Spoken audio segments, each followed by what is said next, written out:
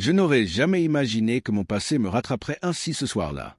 Je m'appelle Ava, et mes deux meilleurs amis, Rob et John, ont été des piliers dans ma vie pendant des décennies, même si leur chemin était très différent.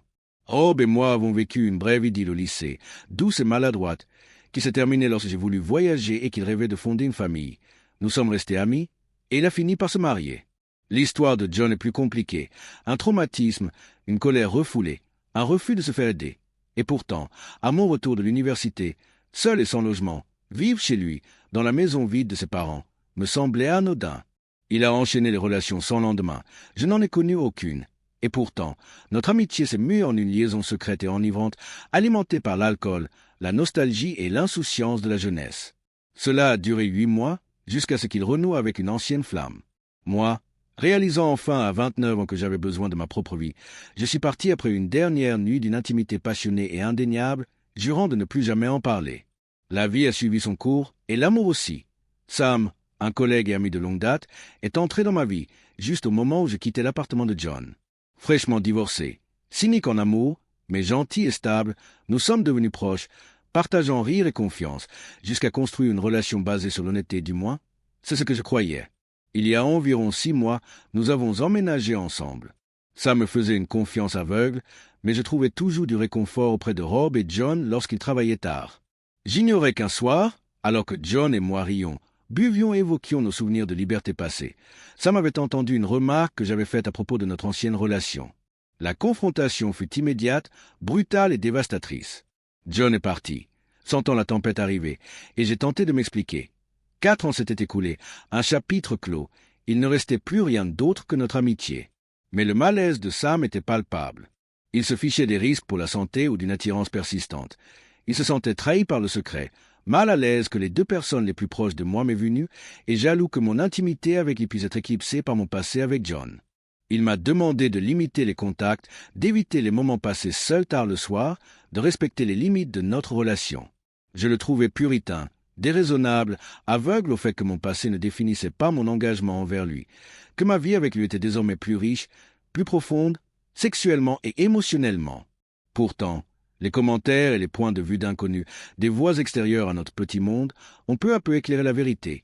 La réaction de Sam n'était pas seulement de la jalousie.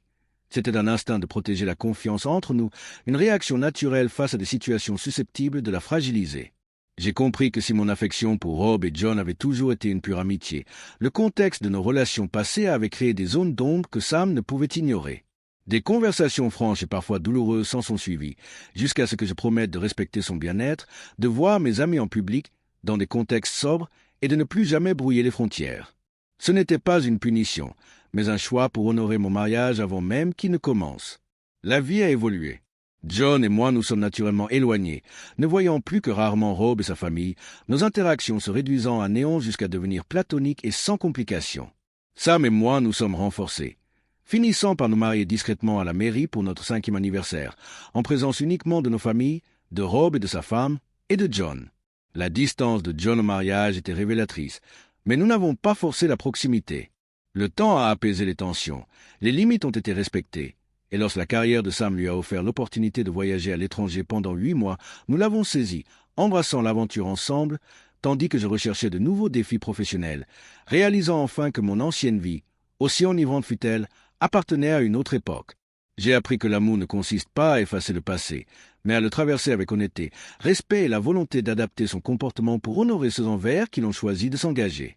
Aujourd'hui, mariée et profondément amoureuse, je repense à quel point le fait d'avoir presque ignoré le malaise de Sam aurait pu tout anéantir, à quel point même les liens les plus innocents de notre jeunesse nécessitent des compromis lorsqu'ils sont teintés d'intimité. La présence de John, jadis électrisante, est devenue un souvenir soigneusement rangé dans un coin de ma vie. L'amitié de Rob s'est épanouie sous de nouvelles formes. Et Sam, dont la patience, l'honnêteté et le courage m'ont forcé à grandir, est devenu le pilier de ma vie, m'apprenant que le passé ne menace le présent que si nous laissons le secret s'installer, si nous refusons de voir le point de vue de ceux que nous aimons.